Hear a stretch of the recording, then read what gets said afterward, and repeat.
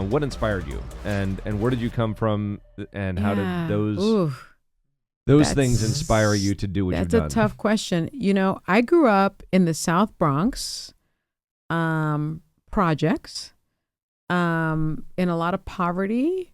And what I will say, though, which may be the difference for my family, is that we had little in terms of material things, but we had so much love. Like my family's family night came from what I did with my own family. So we didn't have heat. So my mom would heat up water on a gas stove to heat things. And maybe we didn't have a lot to eat that night, but she'd get like fresh bread and whatever else she could conjure up. And we would play cards, or we would play Monopoly, or we would play Scrabble, especially.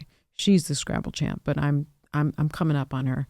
And we just had a lot of love. And so I did grow up very poor. And I tell people now, like, dream really big, but I didn't. I just wanted out. I wanted out of that situation. And I was really lucky because for my parents, education was the great equalizer. And they felt like, and these are the days before social media, days before a lot of television. I was only allowed to watch Saturday morning cartoons. I could watch some karate, kung fu movies because I still love those, and 60 Minutes. That was, and anything Barbara Walters was in. Pretty much that was what I could watch. We had one television, and all the rest were books. And so I'm a history nerd, and I read like a couple books a week, which I still do. I listen to some of them now, and that's kind of the origin. The origin is I worked really hard, and I got lucky in the sense that I was blessed with loving books, loving reading. Reading came easily to me. And by the time I was in third grade, I had teachers saying she should be in fifth. Third grade doesn't work for her. When I was in pre-K, they were like, pre-K doesn't work for her. So I actually kind of skipped pre-K and went to kindergarten, and I skipped fourth grade and went to fifth grade. And so I was 12 in high school, and I was 16 in college. And I think the lucky part was that I happened to be gifted with like spontaneous wit and some smarts, and not everybody gets that. Mm-hmm. And I got it. And my parents, I don't know how they did it, but they paid for the best Catholic schools they could afford. And so I didn't go to the public school in our neighborhood because they weren't the greatest, but I went to some really good Catholic schools with Sister Timothy. Thank you for making me do so much work. And Sister Eileen. Hated it at the time, but hated loving looking back on it. And before I knew it, I had academic scholarships to some of the best, colleges in the country and some of the best law schools in the country. And so my message is, it's not so much about where you came from. It's kind of about the love. And it's about the community that you surround yourself with, or that envelops you. And it's about the journey. It's not where you begin. And then if you look at me now, like, I'm sitting here with you guys drinking Bell Gloss, okay, which is like not the cheapest wine, but I can kind of afford it now. And I'm sitting here having these experiences that I would have never dreamed up for myself. And it happened. So if it can happen for me, I would tell that little kid in the South Bronx projects, like, you can do it. It takes a lot of work. It looks a lot easier. I think people see me like on the Emmy carpet, or they see me, walking around in these fancy dresses, and they think he's made it. They think it came easy, and it didn't. Not for me. Yeah. Not for me. I was not like a one-hit wonder or someone that just kind of walked into it. It took years and years and years of really hard work. And I was a lawyer first. Nobody sees. Yeah. Right. Yeah. You started off in dance. Yeah, I was And then- a ballerina, Okay. and I thought that I would dance ballet, and I wasn't good enough. Like, I was good. And my son laughs at me, and he told Entertainment Tonight, the one thing people don't know about me is that I can break into a dance at any time, which is true. Both of you saw that. I saw that. Today, any music makes me dance. Yeah, you mix it up. I thought maybe ballet was my thing. And then I realized probably not. And then I thought, I love animals. I do a lot of work with animal rescues, actually here in California and Texas as well. Downy Shelter especially needs a lot of help. And then I realized I'm good at bio, but nothing else. So I switched from bio major, vet major, to political science. I was really bored with that. And then I discovered writing, and I discovered broadcast journalism, and I remembered Barbara Walters and all those things. And I graduated with a broadcast journalism degree. And then I couldn't get a job. So I worked at Fridays. I know the Adobe platter really well. Well, I was and I gonna say know TGI Fridays. I worked at Okay. TGI Fridays for quite a while. And while I was doing that, I was studying for the bar exam. Wow. And I scored really high. And then Notre Dame gave me a full academic scholarship. And the rest was kind of history. And then the Justice Department, I don't know why. Well, first, an appellate judge named Judge Robert Bell took a chance on a loudmouthed kid from the Bronx. He was like number one at his class at Harvard. And I don't know why he chose me, but he did. And we argued a lot, and I wrote a lot of dissents. And then before I knew it, I was like on television. That movement from working in the Justice Department for a decade or so, maybe a little more, A little less. a little less, Mm-hmm. and then finding this opportunity of and I have to say, like, putting your face out there and your personality out there and the risks of that. And like, I mean, I know when you're younger, like when I was younger, I didn't think about it. I just thought, that'd be cool to be on the cover of a magazine, right? Yeah. But then you don't realize what that may do down the road. And I think we will get into that in a minute, but I am curious about how that whole jump from being part of the Justice Department into The View, was it, or I mean, into broadcasting? How did that go? It was really weird. You know, I'm a journalist at heart. That's what my major was in. That's what I wanted to do. My mother from Puerto Rico was like, "Is this acting? Acting?" And I was like, no, it's not acting. It's like broadcast journalism. And she's like, "No me gusta." and I was trying to explain to her, this was about telling people stories, right? This is about history. This is about acknowledging history. And she was like, "Go to law school." And I did that. But at the end of the day, I still, and that's what I did at the Justice Department. And that's what I did as a law clerk. I told other people's stories. But the thought never left me that, could I do what Barbara did? Like, could I tell global stories? Could I be on 60 Minutes? Could I be on 2020, which now, of course, I am, right? Could I do Nightline? Could I do those things? And I felt that I could. But it was a secret that I had to keep so guarded because people didn't believe in it. And that's kind of sad. And actually, when I give speeches and commencement speeches at colleges, I tell kids, if people don't believe your dream, it's fine, because the dream wasn't meant for them. Mm-hmm. So they may not understand it.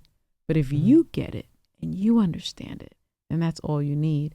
And so that was my secret dream. And I went to law school and I was extremely successful.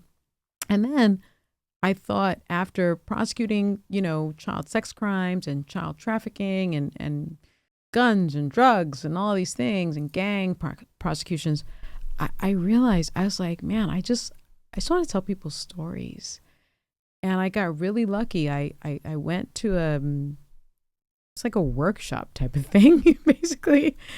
And I stood up talking about work-life balance. I had just had my second child. I was 38. And I was like, I always wanted to be a broadcast journalist, but that has, that part of my life probably has passed me by. What do I do? And a producer came up to me. I didn't know she was a producer. And she said, "Here's my card. I think you're the next thing. And send me your resume, send me a headshot." I had none of that. I had it within 2 days, and within a week I was on Court TV, and within a year I was at CNN. I truly feel that, there are a lot of playbooks out there on, how you can start a company, how you can start a line of clothing, probably even how to make a wine. Like there's YouTube, there's chat, you name it. Like you can do these things, but it's really like, what passion can you bring to the table? Because at that point anyone can do it, but it takes a lot of passion and hours and sweat and things that people don't see to bring something like Bell Gloss, something like Kenny Flowers to life. And yeah, I mean, I started, like you said, like on the details, like I was starting from scratch. Like I had no fashion background, which I thought was really, really freeing, because there wasn't anything holding me into, hey, I have to do this, I have to do it this way. I was able to just think, what do I want to wear? Like, what would make me feel good if I was putting it on? And it helped me take a different approach, where it wasn't like creating this Hawaiian shirt company, but creating more a company that was creating like clothes people can feel good on. And then it's like, okay, well, where will people be wearing these? And suddenly it's like, if you see the first line of shirts we ever did, like it was not 9 Hawaiian shirts, like it was 9 different types of button downs for different times. There's guys that wear nothing but Hawaiian shirts, and they could find something they liked in the collection that made them feel that Kenny Flowers lifestyle. But I also had buddies who would never wear a button down shirt before I started, and I was thinking, what's a subtle version? To me, what's subtle, but to them might be, a bold statement shirt that would make them kind of feel good in that same way. So, it's all about really bringing in like elements of quality to it. I was thinking through, what are my, quote unquote, I came from a consulting background, so what are my pain points? When I wear a Hawaiian shirt, what goes wrong? It's like, okay, well, all the ones I have are pretty baggy. How can I make sure they're more stylish so you can be considered, more modern, so you can actually wear them in more settings than just a luau party? I was thinking, all right, like I always like lose my sunglasses. They fall out of a pocket. How can I put a little sunglass loop right there? Dude, that was a genius decision. Like that in the first shirt. That's how it was. It was just like from the beginning, I was like, it made sense to do that, because has anybody knocked that off yet? Oh, definitely. Yeah. I mean, we have, trademarks and like things like that, but in fashion, there's a lot of people taking ideas. I mean, we get knockoffs all the time. I just got another article this morning about this brand. I'm not going to mention it. I know the people that run it, but it's like a custom brand for a retailer. And they were doing like the same red wax dip, the label, same shape, all this shit. I'm like, I just want to call the owners and be like, guys, just like fucking give it up. Like, but at the same time, I guess imitation is the most sincere form of flattery. I was about to say that. There's, so many times I feel that you almost kind of have to bite your lip and take that approach, even though from your side you're just like, okay, I know what went into doing this myself, and now someone just walks in and tries treating it like a playbook and like doing it like that. And right there with you on it. That is motivating, I think, because then you're like, okay, what do I have to do next? How do I stay on my toes? How do I be better than everybody else and lead our organization, but also lead the industry? And I think that's probably something you face on a daily basis. For us, we really put a focus into working with, boutique factories when we can, once we have really strong relationships with family-run businesses, smaller operations in not just Bali, but down in Colombia. Like that's where we make all of our swimwear. And we're 100% of their capacity at this state. It's like, this amazing female-run operation. They make the women's swim. They do the guys' trunks. And, like, we have a really strong relationship where normally we, keep their name pretty private and, like, quiet. But we did some behind-the-brand documentary work a couple years ago, because we're like, look, we're loyal. Like, they're not going to, you know, give us up for somebody else or something like that. And sure enough, like the last year or so, they're like, your competitors are knocking on our door. Like they're finding us through fabric suppliers, through all these industry ways. Whoa. And like they're coming and they're getting no's because we do have that strong, like real connection with our factories. But I mean, that's the way the industry works, is like, we might have an awesome swim trunk fabric, but if the fabric supplier is going to a trade show and suddenly wants to, sell 3 times as much the next year. They're going to be trying to show our trunks. They're going to name drop you. Name drop us. And there's going to be like people looking for, better places than better places than China to make swimwear. But they're going to want China prices, not the like boutique level that we're working with. Yeah. So yeah, it's a crazy industry, but best we can do is just try to run a genuine business, work with people we like to work with, and get innovative when we can. Absolutely. Yeah. I've heard you be a little angry, spicy, a little pushy, a little spicy. Yeah. And then I've also seen you put the shine on. Well, that's what being human is all about. Yeah. And that's what I love about America, Yeah. It is, truly. Yeah, you should be able to be whoever you want to be. Yeah, you can. So let's do it. So let's start there, because we are going to get into the details about what it is you're working on and continuing to evolve, and I think it's really exciting stuff. But tell us about your upbringing, and before you even went to Cal Poly, like what were your formative years like? Because you got a fucking brain on you. You really want to. I don't know if you want this on your podcast. I grew up in post-Soviet Russia. I'm an immigrant. I don't know if that's the reason I bring it up is because I think there's a resiliency that comes with that, and I think it's important for people to recognize that. Post-Soviet Russia. Yep. You were born and raised. Yep. And at what age did you immigrate here to the U.S.? I was 8, and I went to San Diego, so that's where I landed. So I still have some of the culture in me. I think mostly what I brought was a lot of gratitude for what it's like over here, because what the opposite of it is. You know what I mean? So you think anything is possible, I think, after coming from post-Soviet Russia. Absolutely. Culturally. And that's something that it's an issue I have with our current society here in the U.S. is that nobody knows hardship. Yeah. Like I could say, I don't even know hardship, right? We've never seen war on our soil. We've seen a few attacks in my lifetime, but like nothing that's really been like jostling to my lifestyle, right? You've lived that. So I think that really does build character and appreciation for what, America is, what it stands for, the dream that's here, and it's here for the taking. Yeah, and it's sad because it's also making us weak. We were so who is it that had that saying? Strong men create good times create weak men create bad times create strong men. Yeah, we're in that cycle where we just forgot how good we have it. You know what I mean? Yeah. What part of that cycle are we in right now? I think we are in weak men create hard times. Yeah. And unfortunately, I hate to say it, but like that's where we're at. So who's going to stand up and defend? This got deep really fast. We do. We take these little tangents and we're going to bring it back around. That's what we do here.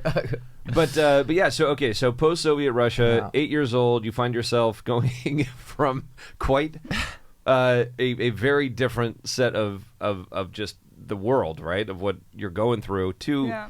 San Diego, arguably one of the most beautiful places in the country. Yeah, we can argue that for sure. It's pretty great, and there was a lot of gratitude. So chemistry is your background, and how did you fall in love with chemistry, or when was that? I was an aspiring scientist. I wanted to be an inventor, and part of it was, I think, rebelling against the family tradition. It sounds very cliche, but my parents were in law enforcement, but I wanted to be a scientist. So I wanted to get my master's in bioinformatics, but it's a very long story. I ended up going to Cal Poly and taking some wine making classes instead and paying my way through college by working in the wine industry. All right. So I did all the jobs except winemaker. I remember crawling into the tanks and shoveling out the grapes, the must. The pumice, The pumice, yes. It's been too long. And doing the scale house, but ultimately I ended up in the lab. And I have a weird brain in that I get into tangents, so this podcast is probably pretty great. And you're home. Basically I had an inspiration and I went down a 2-year rabbit hole while I was paying my way through college in the wine industry. And the inspiration came because I realized that language was very limiting when it came to describing wine and what you're experiencing. So I would like listen to a winemaker or ownership or sales and marketing, and they would be saying things like, we need this wine, we need it to be more tropical, and the winemaker's like, I would try to make nature do that for me. Let's see how that happens. Or like you'll be talking to a buyer, I'd notice, and it's kind of like the buyer's saying they want you to do this thing with the wine, and it's kind of like the draw on your back challenge, like they're saying one thing and then the winemaker's doing the other thing and the sales and marketing person's doing the other thing, and it just seemed like describing what you're experiencing in wine is really hard. Like our words are not as complex as the chemistry. So I thought, very young and naive and ambitious, I'm like, I'm going to objectify all of this, and I'm going to figure out the secrets of the chemistry, and I'm going to understand what's going on in the flavor matrix, and then we're going to use that to answer everyone's questions. So it was like a very lofty goal. And that is a lofty goal. Like PhDs and like experts in the industry told me it wasn't possible, but long story short, I ended up meeting, this is not a long, short story. I ended up meeting with like flavor and fragrance companies, executives at like Nestle and, Givaudan. And basically I learned that no one really understands how consumers perceive or communicate flavor. And there's a bunch of reasons for it, but what you can understand is how much people are going to like it and why. So I ended up making kind of like a Franken method that could teach a machine to look at chemistry like a human can. So machines look at one compound at a time. Try not to nerd out here, so bear with me. And one compound without context is irrelevant. Like benzaldehyde, right, is a flavor responsible for cherry in a red wine. We don't all describe all red wines as tasting like cherry, and it's not because of that one thing, it's because of the hundreds of other things in that chemical soup interacting to put that picture together. But machines they do like panels, and I thought, what if we could look at all the chemistry at once, and when you pass it through a machine, it will pick everything up, and then we could interpret it with context by having the AI understand what those interdependencies are. So basically add context to raw chemistry. And so turns out that is how you do it, and all we needed to interpret these massive amounts of data was the AI application for it. And I can't tell you why you experience this or why you like this when these 700 other things in the wine happen, but I can tell you you're going to like it, and you're going to like it more than X, Y, or Z. And that is the most accurate way to do it, I think, because that's how we humans are experiencing it. So let's jump into wine influencing, because I think that's I would love to hear what we could talk about your process, any advice you would give to somebody who wanted to get into wine influencing. Now, like from my perspective, for me it's different because being more of starting off as a producer and then telling the story is very different than what you're doing. You're reaching out and getting people's stories pulled out of them. And what is the process you go for? What are you trying to achieve overall? So one thing that I think would be nice to clarify, on our social media platforms, there is one part of the content which is curated, which we work with wineries, with producers, with other wine influencers, and we curate content, and we promote their videos. So I would like to mention that we are not taking credit for their work. We are just trying to promote that. And there is another side, the content that we produce, which is more like educational wine videos, trying to reach beginners in the wine world, but also trying to bring some new ideas and knowledge for the professionals as well. And obviously we do our podcast. We cut up clips and showcase the stories from all over the wine industry. So while curating and trying to bring light to winemakers and wineries, I think there are a few concepts, few ideas that we try to focus on. I think it's very important in the not just in the wine industry, in any industry, where we are trying to target consumers is the idea of sharing the stories. So if the people can connect there, they see some human connection, they can see some processes behind the product, that's really where it clicks and people really start caring. I think you are the best example with the waxings of the different styles of wine waxing. I think that really clicked with people. They get curious, they can look into the story, they can see the making of the product, they can appreciate it more because they can see the passion and the technique of doing it. So I think this is one of the most important parts in our communication, and as well the like visually intriguing processes, because winemaking is a very technical science or art or both, and there are lots of things, lots of processes that are going in the vineyard, in the winery, that are very surprising or very confusing for the general consumer. And I think by showing these processes, it can generate some intrigue, and they get interested and they start to appreciate wine more. So yeah, seeing is believing. I agree with that. And there's not enough people showing the back of the house processes, I think. I do see that people find it very interesting. They want to see where their product is from. And there's so much that goes on. Like you said, it's a very technical process. There's so much that goes on that you can say 10 times and somebody's not going to fully understand it. You show them once and they're like, oh, click. Yeah, that's a huge part of it. Is this a business for you, or is this a hobby? I would say both. When we started, the main goal was I was deeply into learning about wine, learning about regions, grape varieties, everything.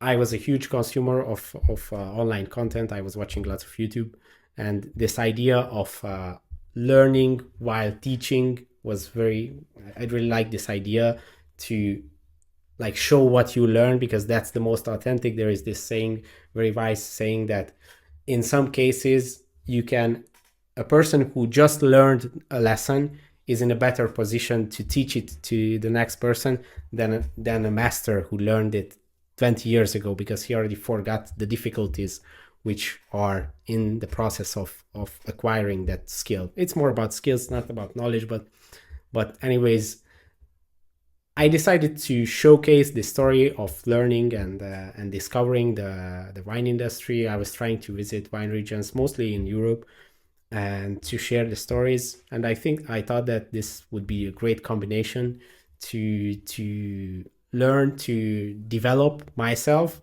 and to try to reach others, because the wine industry is I think it could be more connected. Lots of wineries are very isolated. They don't really want to share their recipe in apprentices, their ideas, their cuvées, their vineyard technologies that they use. So everybody is very secretive, and I think it would be a lot more enjoyable, and the industry would be more fun if we would communicate more and share the stories. So that's what we started to do, and obviously we are trying to build a business out of it.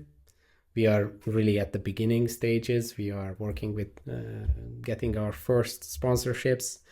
So yeah, definitely we try to monetize it, not only for the sake of making money, but to be able to grow it and to hire people to make the quality even better, to reach more people, to be able to produce more content. So yeah. Once you get to a certain point with your followership and your viewership, what is the business model that if you were to be talking to a person that's thinking about becoming an influencer in wine, what is the business model that you would say is the best route to be able to turn it into a job that's also your passion? Well, that's quite a difficult question. I think the hardest part here is the fact that right now, and if you are talking about Instagram and TikTok, short form content is very, very hard to build a business on. So everybody, if you look at other industries, other like media categories, niches, if you look at them, every single time, usually the short form platforms are built up, and then some type of long form content comes around, because that's more valuable and that's easier to monetize. In our case, I think Instagram and TikTok, as I said, it would be very hard to build a business on. So we don't really work on any projects there. We would just like to use these platforms to communicate, to reach more people, and to bring people from those platforms to our podcast, to our long form videos.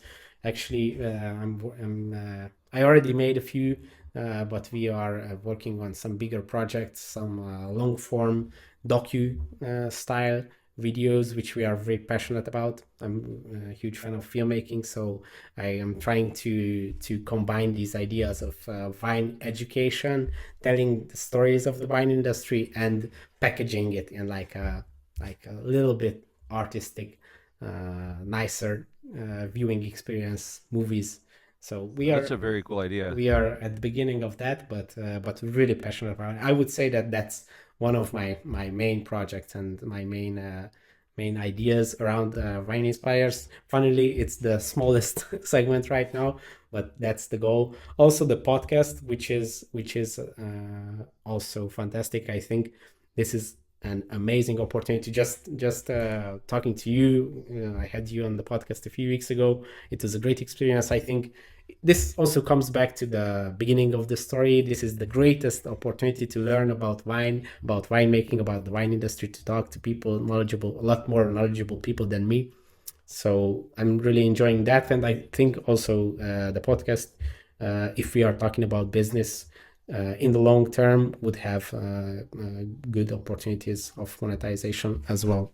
You're using the short form, say social media platforms, TikTok, Instagram, more as a marketing tool to drive traffic to your long form content via podcast.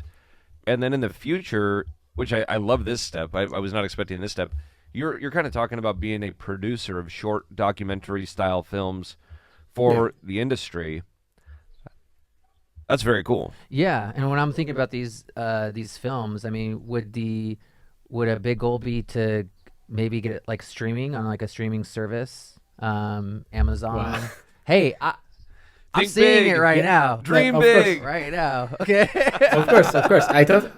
I totally agree that we should have these bigger goals and ideas, and I do have them. It's just a little bit funny from this stage, from the very beginning, but definitely, yeah. I want to create the highest level films possible, but there's lots of work required before that. But yeah. Do you have any suggestions of people that want to get into this? How they could do it, even if they don't have a wine background? To be a wine influencer? A wine influencer. Okay. Yeah. Oh, that's a tough question. I guess first and foremost, like we all think that we have thick skin and a tough backbone until somebody tells you your forehead's too big, right? Oh, God. No. And then you're like, oh, there's like a lot of things that I had to come to terms with. I was used to criticism, but like seeing it on the internet is like a whole different breed of ick. So I mean, there's that component. But, Sure. the other thing is like, I think going into it knowing that you are not going to be everyone's cup of tea, and that's okay. They get to move on. This is your show. This is your channel. And this is your moment to like tell your story and add value. And I think you also have to figure out, if you're going to be a wine influencer, like, what do you stand for? What's important to you? Do you want to add value, or do you just want to showcase your life? Because those are two very different things. Like if you look at content across the board, there are those who show their lives and they do it for this voyeuristic thing, which was never really my deal, but like it works for some people, and I do watch that kind of content. And then you have like other content that's value add, where every video there offers something of value that's educational, or maybe that you didn't know before. And so that's kind of where I live. And I think if you're going to be a wine influencer, you have to figure out where you're going to be, and are you going to take a stand? Are there particular topics that are fly zones or no fly zones for you? And I think establishing that early on is important. And then also the other biggest thing is not being afraid to iterate and like just take a deep breath, step back for a few days or a few weeks if you have to, change course if you feel like that's what you need to do. Because at the end of the day, like, you know, I've been doing this for 8 years and my content's changed a lot, and it's changed according to what people want. It's changed according to what the platforms have dictated, right? Like when I started, Instagram had no video. It was all just stills, and I was making video on YouTube at the time. So I already had that set of skills. But, you know, as platforms iterate and TikTok comes on board, like, I think you have to be willing to put yourself out there, and you have to be willing to change when the times demand it. That's the thing that I see with creators not doing, and I think it hurts them. Like they get stuck in this one lane, and then they don't know what to do when things shift a little bit. I have seen. I think, but I'm a creative at heart, so I love the shift. Yeah. I live for that. I have seen that you have you've definitely adapted and evolved over time. Looking back into your social media and what you were doing. I started with catering. So the typical French way was too smart for me. I want to do some more rock and roll lifestyle into my job. Yeah. So, and I work with Volker. You have seen it before? Volker? The big one? The man in black from our group? Yeah. So, and then Volker have a catering, one of the most famous catering companies in Germany. And he always make tour catering for bands like Metallica, for bands like Rammstein, for bands like Ramones. And I said, that's what I want to do. Yeah. I will work for my idols. Yeah. Not for any guests. I will work for my idols. And so I'm working 10 years for him with my own company, and I work for him. And after 10 years of touring, I was very tired. I was every day another hotel room and every day another coffee. So I want to have my own business and take the farm and make my own restaurant there. All right. So you can see some pics there. When you go to Stoi. Stoi is the German word for stable. Okay. Stable because it's the stable where the cattle are until 1996. And now we have a restaurant there. This is Wolfgang is also part of our party now. It's a 2-star Michelin chef. Okay. He's working with me since the last 15 years. And now what we're doing is we make a restaurant. We are on place 22 of the 100 best restaurants in Germany.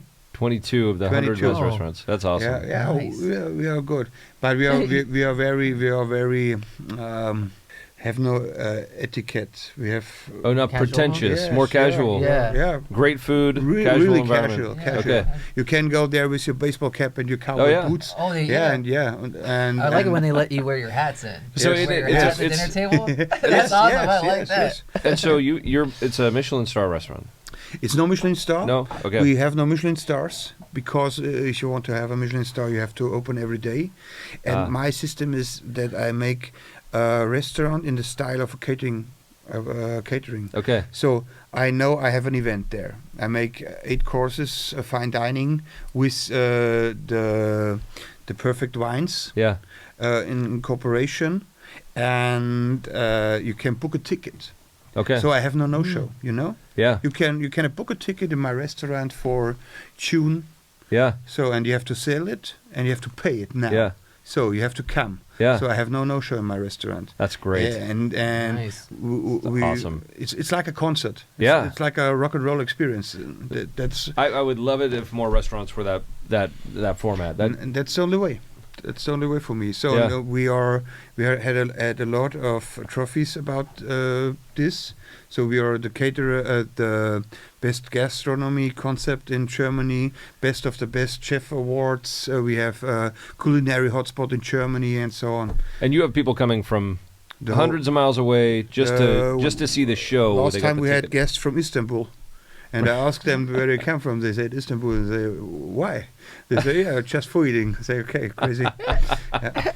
And you do food and wine pairings for every dish, Yes. every course. Yes. Is that and you have that embedded in the price, or is that an add-on? Oh, we have a wine card. You can order a lot of Californian wines. That's my passion. That's the reason why I'm here. Well, your knowledge of wine, just in talking to you just today, I'm very impressed. You know wine very well. Really, thank you so much. Yeah, that's not a normal thing for.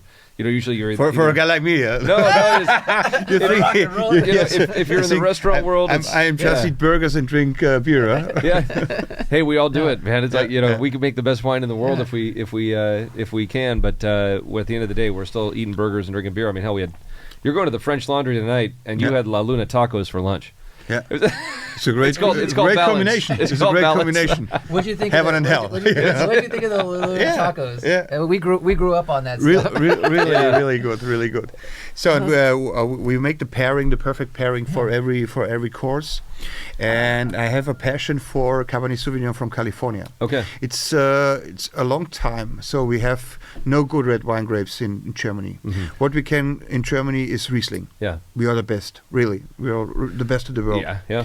And what I love is Veltliner. It's from Austria. Yes, yeah. It's we have wonderful wines there and sweet wines from the Mosel.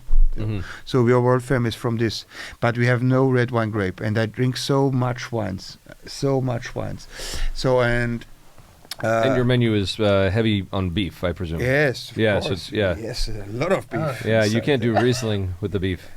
You can Riesling, but it have to be very old and a lot of sugar and a lot of wood and a lot of butter. It means hit you in the face. Okay. That's the word we use. And one time I had a guest, and he said, if you're interested to drink the best wine ever, and I said yes. And I drink a lot of Bordeaux. If you order an expensive and a good wine in Europe, you have always Bordeaux, Cabernet Sauvignon blends, mellow blends, or Burgundy, but it's too expensive. Yeah, it's Romani Conti. It's very specific and very it's crazy shit. And you can also order Italian wines. They are very powerful and like the South American wines in America, like Malbec. Yes, and so. And this guest says you have to taste rich from Montebello. And I tasted and I was blown up. I was never drink a wine like this before, and that was the reason when I started it. And then one time I lay on my couch and I'm just sleeping, and there was a movie called Bottle Shock. You know this? With Alan Rickman? Yes. Yeah, that's a good one. So and I see it, and I see the Bo Barrett and Chateau Montelena and the whole thing, and I think it's a story.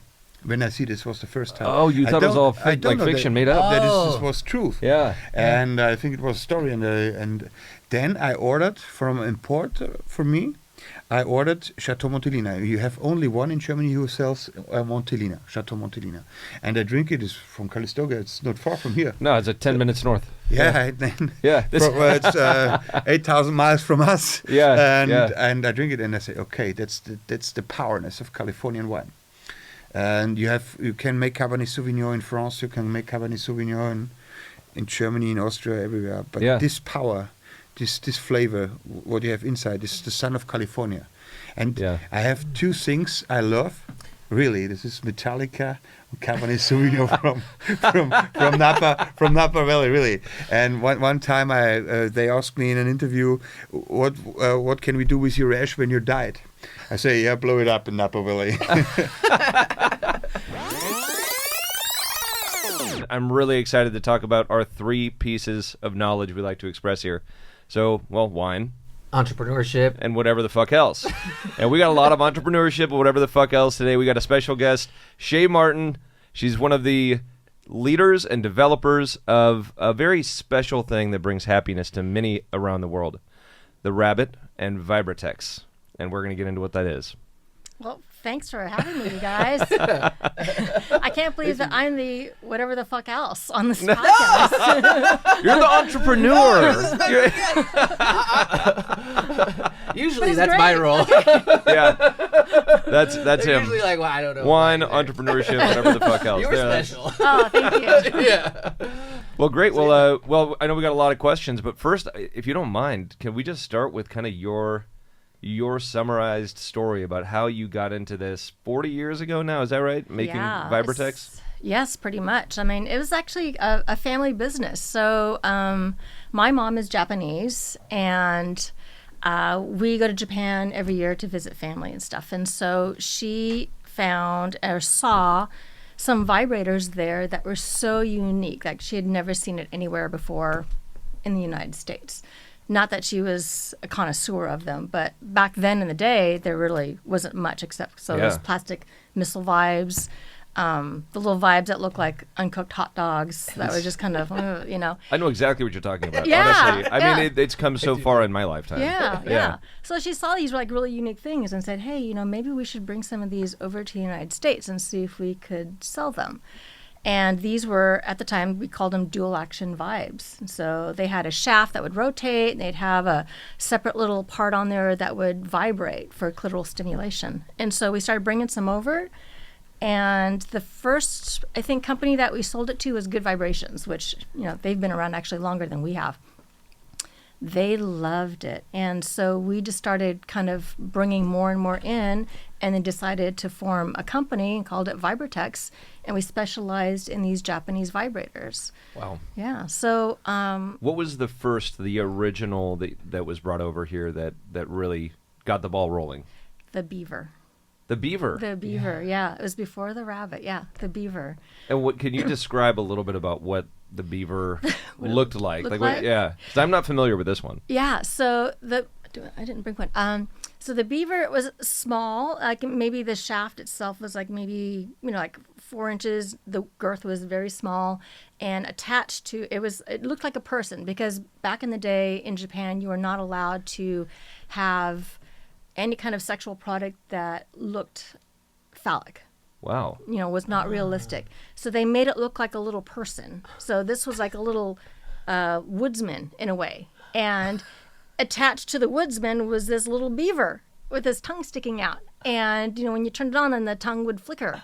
And the woodsman, he would rotate around. And you could bend the shaft to have more rotation or less rotation. And so this way, when you looked at it, it didn't look like a penis at all. Yeah. It looked like a little person and with this little animal attached to him.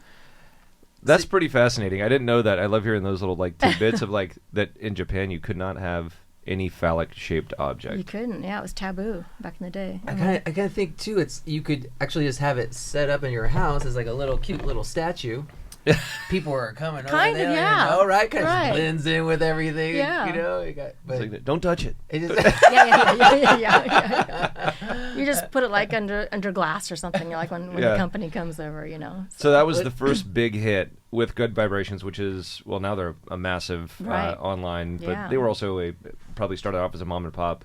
They started Adult off as store? a co-op. It was all kind of female-owned Oh, really? co-op store. Yeah, and they had one little store in San Francisco, but they had a huge following because they educated all of their staff on physiology of women, what you can do, what you do when you have this type of problem or you're looking for something like this.